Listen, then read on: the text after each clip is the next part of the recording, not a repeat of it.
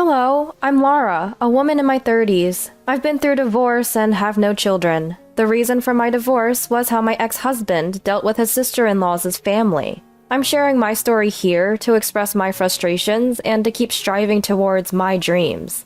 When the issue first arose, my husband and I had been married for a year and a half. We had chosen not to have children. Why? Because I had dreams to pursue, and that required effort and saving money. I thought there'd be time for kids after achieving my dreams. My husband, his father, and his mother all understood and supported me. I grew up in a close-knit family with parents, a sister, and a brother. We always chat and have fun together. On the other hand, my husband's family kept to themselves and didn't interfere much in each other's lives. In fact, we'd only hear from his parents once every 2 months or so for a quick update. When we were dating, he respected my dreams and liked that I was family-oriented. Since his family seemed hands-off, I thought we'd manage well after marriage. But after we got married, my husband began inviting his sister and her kids over constantly. And then one day, my husband David said this: "My sister has 3 boys and it's tough for her. Help her out. Pick up the kids from preschool, make meals, and even give more gifts." Now, if his sister, a housewife, was busy, I could have understood. But her kids were a handful, and I simply didn't have the time since I also work. When I refused, my husband got angry out of nowhere. "You pick up and feed your own sister's kids, don't you? They're both adorable nieces and nephews. Don't be discriminatory." It's true, I did pick up my niece. My sister was hospitalized for a few days because she fell ill at work while pregnant with her second child. My sister's husband couldn't make it to work, so I stepped in. During that time, my mother visited my sister and cleaned the house, while I picked up my niece from preschool and fed her until my brother-in-law could take over. He often came home exhausted, so I'd prepare simple meals, but that was an emergency because my sister was unwell. However, my husband just couldn't grasp this. Honestly, I wasn't keen on my sister-in-law's kids, but I've never treated them differently from my niece during birthdays or Christmas. "You took care of your niece, but you won't take care of your nephew?" Taking care of my niece was different. She's my relative. Maybe you should handle your own sister's kid, especially since you're the one who wants to take this on. "But I work late. Picking up the kid from preschool is out of the question. And let's not even talk about my cooking skills." Having my sister-in-law's kids over was always a handful. My husband couldn't manage them all on his own. It was just too much. They'd run around, grab handfuls of cake, and fights would break out in a snap. Whenever I cooked, they'd complain it was gross and uneatable. Initially, we'd consult with my sister-in-law and her husband about gifts for the kids, buying them secretly. But at one point, she just asked for cash instead. Assuming she had her reasons, we went along, setting a certain amount to give her each time. Turns out, she was pocketing the money, and the kids started calling us stingy. I felt it was bold of her to take the money and still ask for more gifts. I didn't like these kids, who were neither polite nor careful with our things. And the fact that I was expected to be the primary caregiver was frustrating. You offered to help on your own, so you should take care of it alone. If you were helping with my niece, I would have helped with my nephew. But you never did, right? If you can't handle it, you shouldn't offer. And at the very least, you should consult me. Why are you so against taking care of them? Well, your nephew is a lot more destructive, okay? I don't want any more of my things ruined. It's different when it's a single niece versus 3 siblings close in age. Our discussion was going nowhere. We needed to cool off, and for my husband to understand my point of view, I packed up and went back to my parents' home. Divorce wasn't on my mind at that point. I was hoping for reconciliation if he could understand where I was coming from. Maybe it's wrong to favor my own blood-related niece, but back when my sister was pregnant with her, I was still single and living at home. She would come by and I'd get to feel her growing belly. I was genuinely happy for her, and I felt different about my nephew. Still, blood shouldn't be the only factor. I tried to treat them equally, but I could no longer tolerate my sister-in-law's audacity and my nephew's demanding nature. When I left, I sent an email suggesting we both take some time to cool off. But it seemed like my husband wasn't fully grasping the situation. Why are you making such a big deal out of this? My sister-in-law is not ill or anything, so why do I have to take over her responsibilities? I was not fond of my husband's attitude of assuming I'd naturally take over. I didn't reply to the email, but just kept a record of it. I visited my parents' house after a long time and went out for a meal with my parents and my college-aged brother, Daniel. I told them about what had happened and said I might get a divorce. They were understanding. Divorce doesn't affect your dreams, and experiencing it once might not be a bad thing. Why don't you stay here for a while and focus on your goals? I don't appreciate the entitlement from him, so why not divorce? Taking my father's advice, I decided to focus on achieving my dreams while staying at my parents' house. A few days later, another email came from my husband. If you don't come home, your precious music box might get destroyed when my sisters visit tomorrow.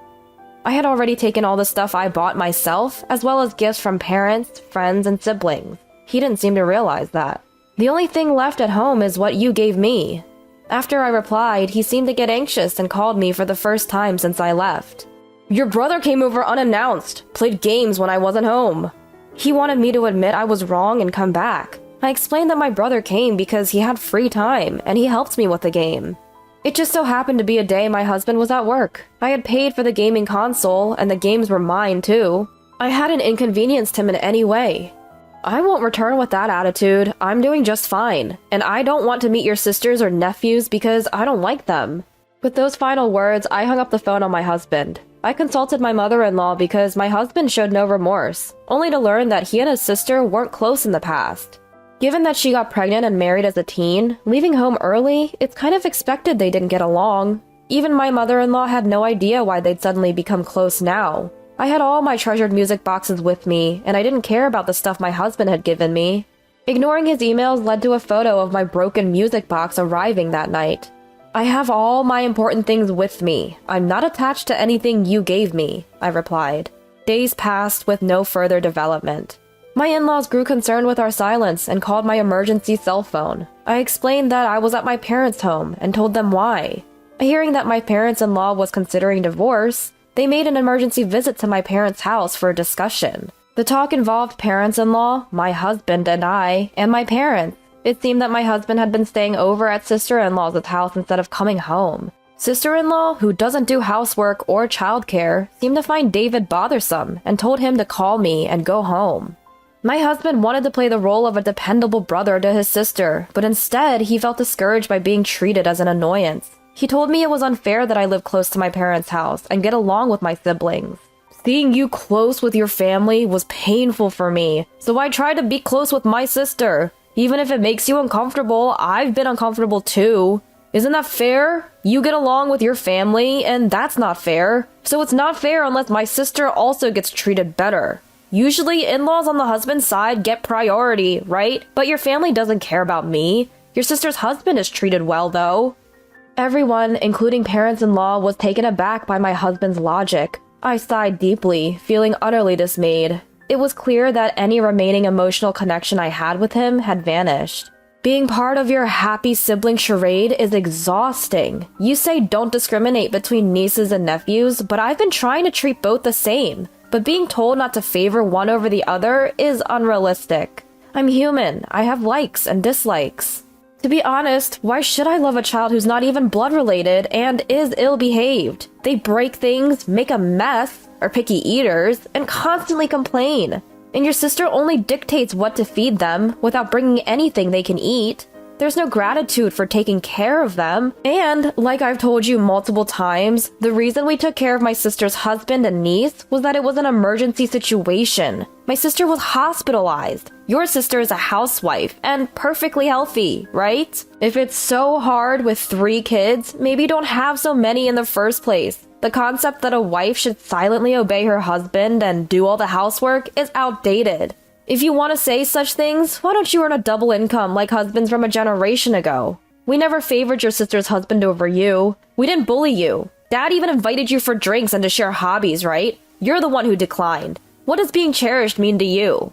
There's a reason we treat you and your sister's husband differently. You know that. We've known him longer, and he was already like family before they got married. Remember I told you about when Dad got sick while I was in college? Your sister's husband was the one who stepped up and supported him.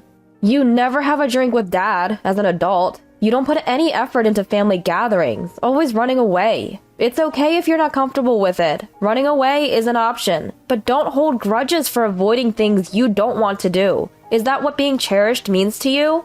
Is it that you have to be number one in everything? How old are you? It's unbecoming for an adult. Wanting a family that only serves your interests is unrealistic. You're just a child trying to create a world that's convenient for you under the pretense of equality. Also, about that music box, I can't trust someone who uses things to make threats. I don't have the confidence that we can continue as a married couple, so let's part ways.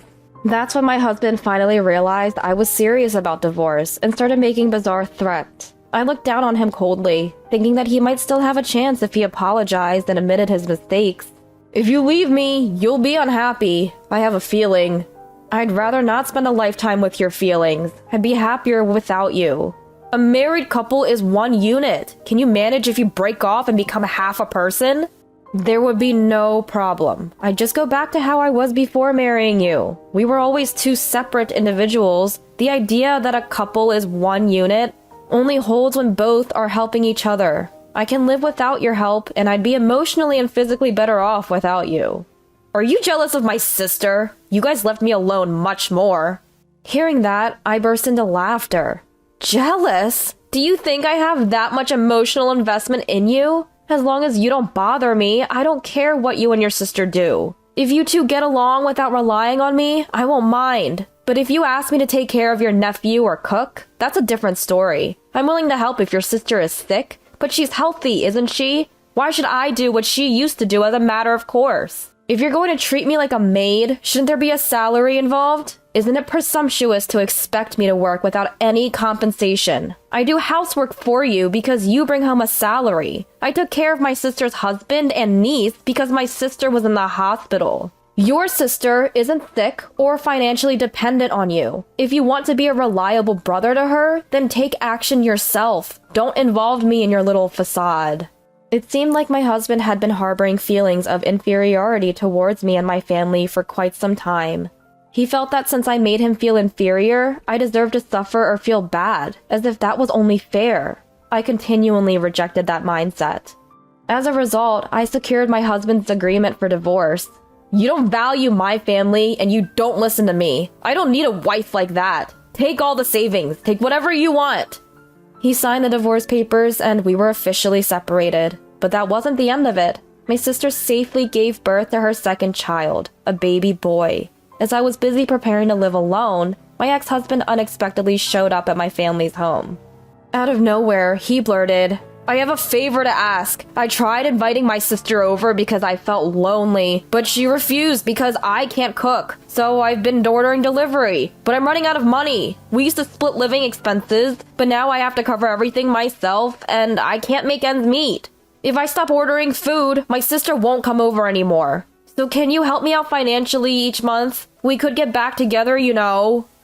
When he showed up asking for money instead of apologizing, I couldn't help but burst into laughter. What's the advantage for me to get back with you? I actually have more spending money now. I don't want to see your face ever again. If you show up again, I'm calling my lawyer. I had my dad and brother, who had come out just in time, send him away. Although he hasn't visited since, he still sends emails regularly. The more I read his incessant demands for money, the more I realized how poor my judgment of character was. I've been ignoring his emails, and eventually they stopped coming. Rumor has it he's drowning in debt and has gone on the run. I can't say for sure if that's true, but it seems he's definitely struggling financially. I have no lingering feelings for him, so as long as it doesn't ruin my peace of mind, that's fine by me. Right now, I'm living fulfilling days, playing with my family and chasing my dreams while working. Seeing my sister and her husband, it's clear that marriage can bring happiness, but I think there's also value in pursuing happiness that isn't tied to marriage. I might meet someone and remarry someday, or I might continue to chase my dreams and spend my days with my family. Either way, I want to live my life my way, seeking the kind of happiness that suits me, instead of conforming to society's general definition of happiness.